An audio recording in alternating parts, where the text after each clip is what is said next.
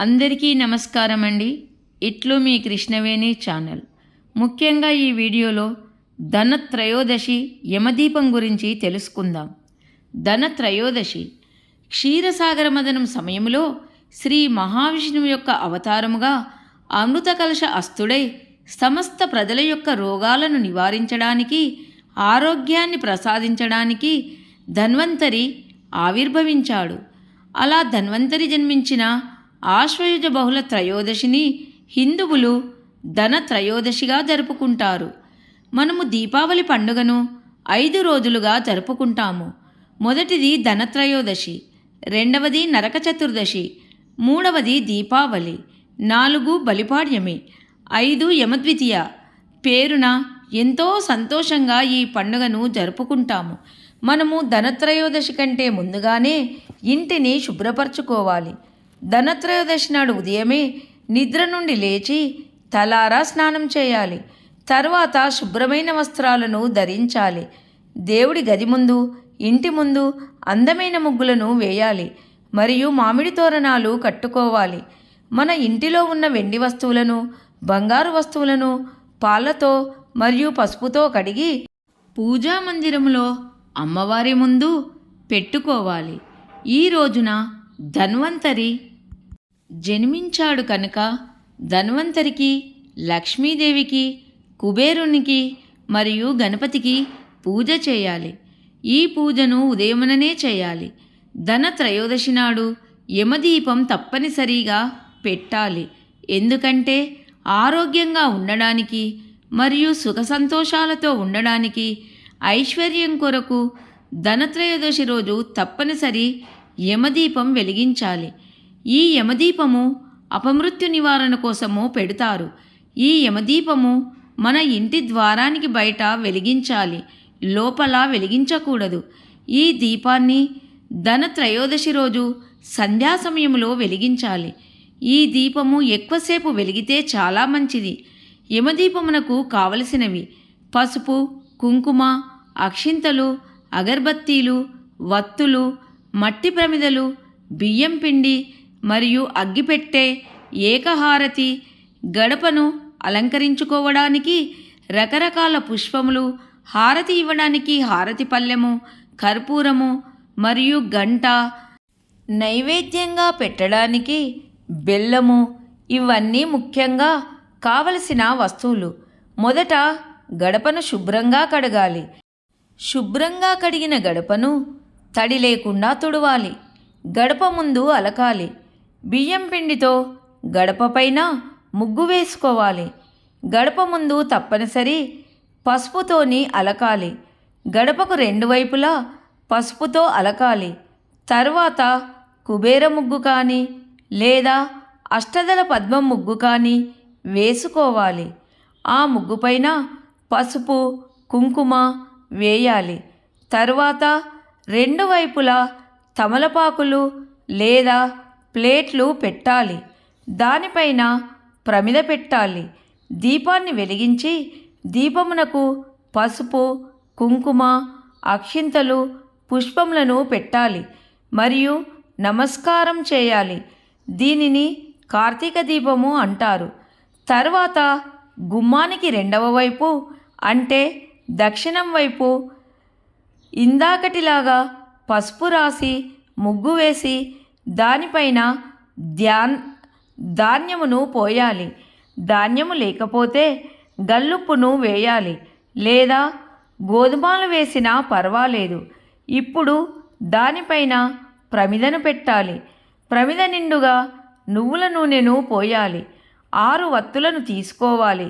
2 చొప్పున 3 వత్తులుగా చేయాలి.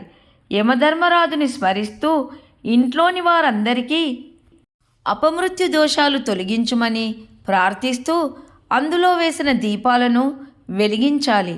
దీనిని యమదీపము అంటారు. అంటే మొదట పసుపుతో అలికి దానిపైన ప్లేటు పెట్టి దానిపైన 5 తమలపాకులు వేసి దానిపైన 1 దోసెడు కల్లుప్పును పోయాలి.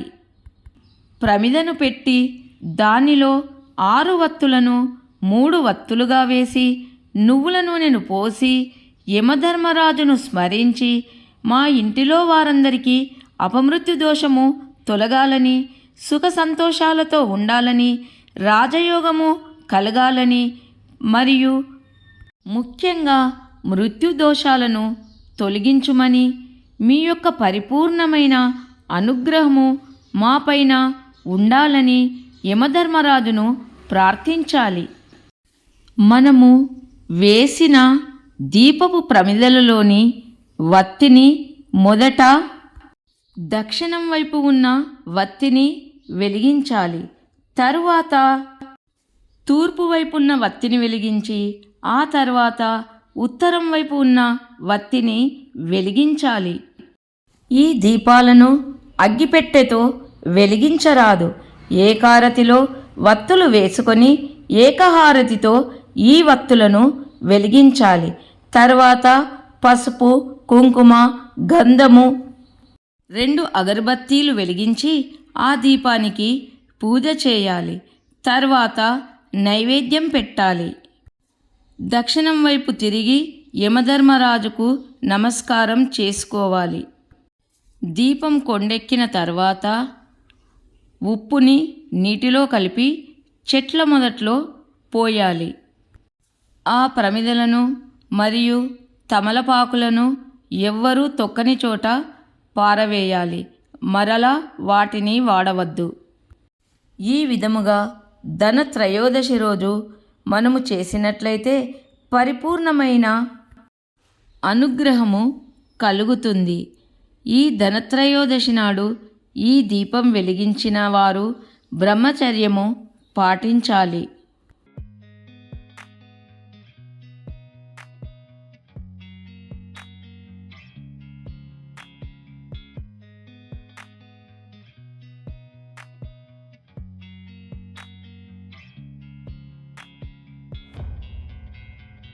ఈ మాసములో మన పితృదేవతలు భూమిపైకి వస్తారు.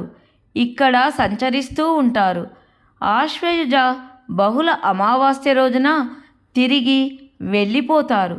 వారికి దారి చూపెట్టడానికి ఈ యమదీపాలను పెడతారు. అందుచేతనే దేవాలయములో కూడా కాగడాలను వెలిగిస్తారు. మనము ప్రమిదలు పెట్టేటప్పుడు అటు 2 ఇటు 2 ప్రమిదలు పెట్టాలి. ఎవరైతే ధనత్రయోదశి రోజు మొదలుపెట్టి 5 రోజులు పెడతారో వారు ఒక కథ ఉంటుంది, దానిని వినాలి.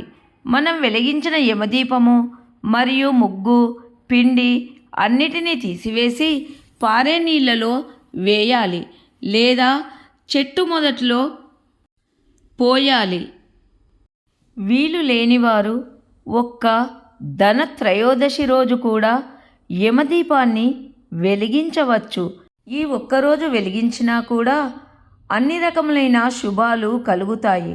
ఇప్పుడు కథ. యమదీపము కథ. పూర్వకాలంలో హిమ అనే రాజు ఉండేవాడు. అతనికి ఒక కుమారుడు. తన కొడుకును చాలా గారాబముగా పెంచుతాడు. అన్ని రకములైన విద్యలను నేర్పిస్తాడు. కానీ ఆ కుమారునికి జాతకము రీత్యా పెళ్లి జరిగిన 4 రోజులకే మరణిస్తాడని పురోహితులు చెబుతారు. కానీ ఒక రాజకుమారి అతనిని ఇష్టపడి ఈ విషయము తెలిసి కూడా పెళ్లి చేసుకుంటుంది. తన భర్త ప్రాణాలను కాపాడుకొని పసుపు కుంకుమలు నిలుపుకుంటానని శపథం చేస్తుంది. పెళ్లి చేసుకొని 4వ రోజు రానే వచ్చింది. ఆమె రాకుమారుని గది ముందు ఆభరణాలను రాసులుగా పోస్తుంది. చాలా రకములైన రంగవల్లులను అందముగా వేస్తుంది. చాలా దీపాలను వెలిగిస్తుంది. తన ఆరాధ్య దైవమైన లక్ష్మీదేవిని కీర్తిస్తూ పాటలు పాడుతుంది, పూజ చేస్తుంది. ఆ సమయంలో రాకుమారుని ప్రాణాలు తీసుకోవడానికి యమధర్మరాజు పాము రూపంలో వస్తాడు. ఆమె వెలిగించిన దీపాల కాంతి బంగారు ఆభరణాలపై పడి గది అంతా దేదీప్యమానంగా వెలుగుతుంది. చాలా కాంతి రావడంతో ఆ పాము యొక్క దృష్టి మందగిస్తుంది. ఆ పాము ఒక్క అడుగు కూడా ముందుకు వేయలేకపోతుంది. పాము రూపంలో ఉన్న యమధర్మరాజు వచ్చిన పని మర్చిపోతాడు.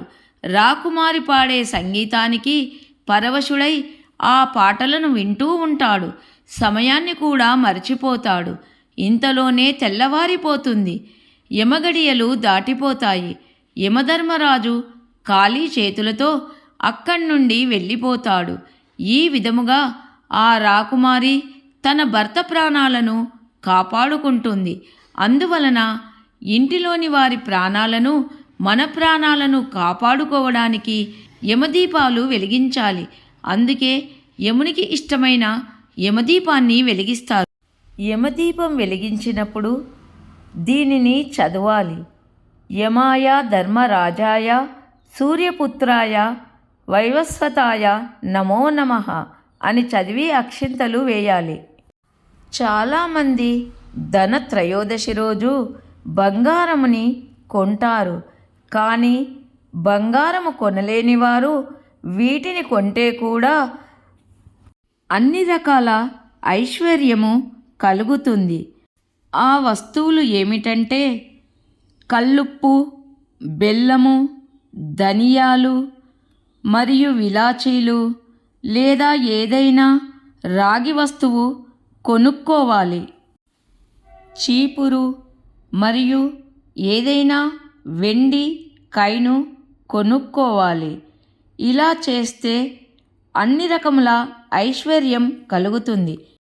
ధనత్రయోదశి రోజు స్నానం చేసే నీటిలో కొంచెము గోమూత్రము, చిటికెడు పసుపు, ఒక చుక్క పాలు వేసుకొని స్నానం చేయాలి.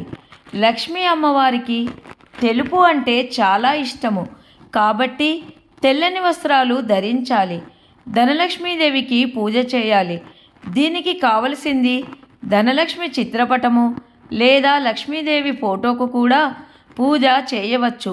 విగ్రహమైనా సరే పర్వాలేదు.